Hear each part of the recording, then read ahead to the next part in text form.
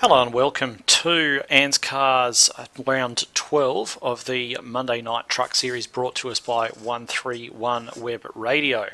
As mentioned, this is the 12th round. We're here at Talladega. Gavin Sadler marking his return to the series with a well-earned pole position with the ever-reliable Matt Danson there joining him on the front row. As the pack gets away, we had 16 drivers taking part tonight and usual suspects there at the front. We've got Gavin Sadler leading, Humphries there, Danson on the outside, Maxfield tucked in behind him. They continued very much in this vein for the first 4 laps of the race. Steve Hoppett up there just tucked in behind Danson, Maxfield trying to give Humphries a little bit of a shove along, and you can see Shields in there, and I believe that's number 57 Leo Smith in behind him. Number 17 of Gavin Windsor running quite strongly there. But you can see Schmidt just getting loose there, knocking into the number 5 of Aaron Dillon. That sent Danson flying. Robbie's involved, and the big one came very, very early for this particular race here at Talladega. And you can just see the actual cause of it there. It looks like Dillon may have just got up into Schmidt, which has pushed him wide, back down and up, and that's kicked the whole thing off. Steve Hoppett there involved. It looks like Robbie getting into Gavin Windsor just out of sympathy there, almost trying to avoid it all. Callow involved. Carolyn Upton potentially involved there as well. So on the restart, Gavin Sadler leading away again. Maxfield, Humphries up behind him, and Ash Lear working his way from sort of mid-pack, just trying to move his way up to join his teammate Mitchell McLeod, who has got himself into a very good position there, up in amongst the top group. Maxfield taking the lead. I'm not sure if he's actually led an Anzcar race before, so this will be a good moment for him if it is actually the first time. And the trucks after that, we had a long green flag run, and they actually started to break up into their own little packs, depending on how much damage they were carrying. Some of the guys carrying a bit of aero damage, not able to keep up with those front runners as much as they normally would.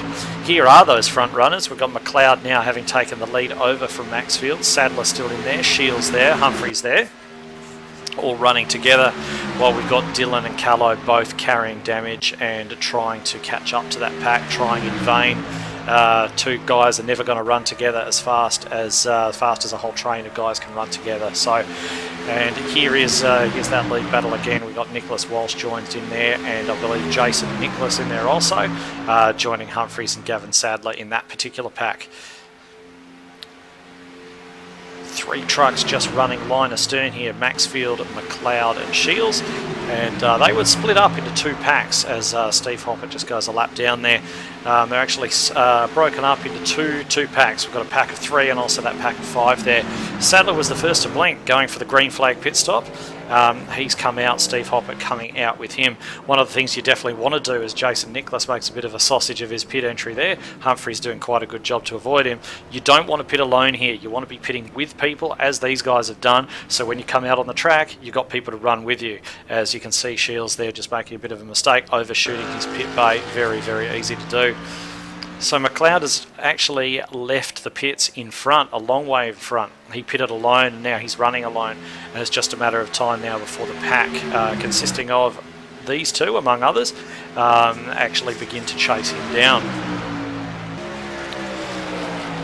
See a couple of the more damaged trucks there just trying to limp around and get to the end, while McLeod continues to lead on his own. Jason Nicholas running quite there alone too, but a pack did form. Sadler, Humphries, and that's also the number 16 of Will Barrington in there as well. So they're all running together. Of course, the more guys you have running together, the faster you're going to go. And Rodney Morris making his presence known, making an impact on this race now for just about the first time, coming up and challenging Todd Maxfield there.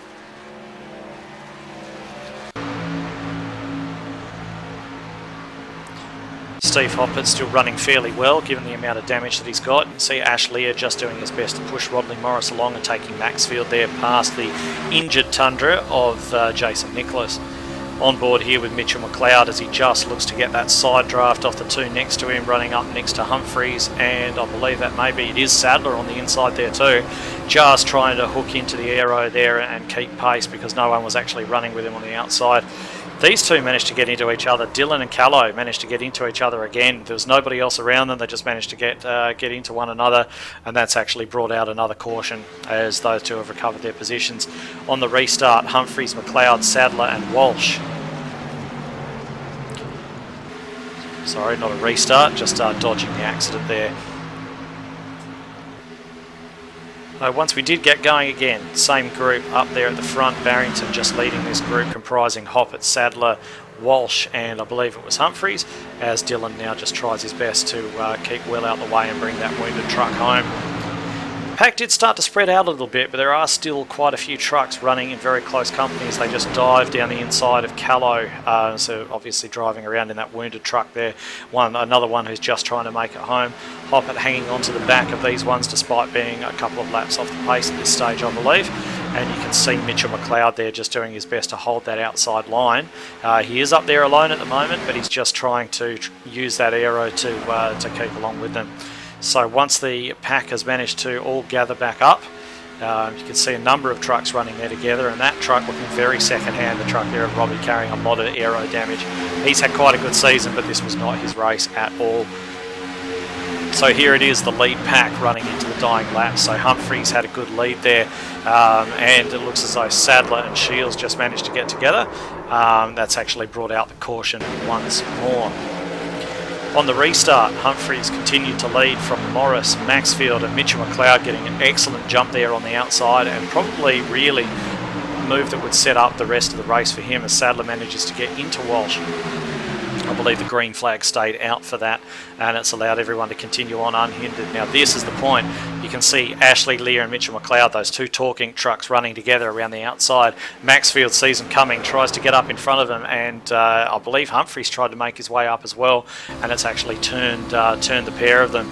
And you can see on board here with Steve Hopper, he was a little way behind that pack, just punching through the smoke there and managing to get around. And that actually there was the closest finish. Look at that between McLeod and Morris. That was the margin of victory, 0.009 seconds as they ran there through to the end. People still banging and barging as they cross the line. Ashley Lear did manage to get up there into third place for Talk Inc. Rodney Morris very unlucky to finish second. You saw how close that was, and Mitchell McLeod adds another race victory to his tally. There's got to be quite a few of those by now, but this I doubt that there would have been any closer than that. So next week we are off to Dover for the second last round of the series. Matt Danson did wrap up the championship tonight despite his poor finish. There isn't anybody else out there that can actually beat him with only 2 rounds to go. So congratulations to him, congratulations to Mitch, and we will see you next week.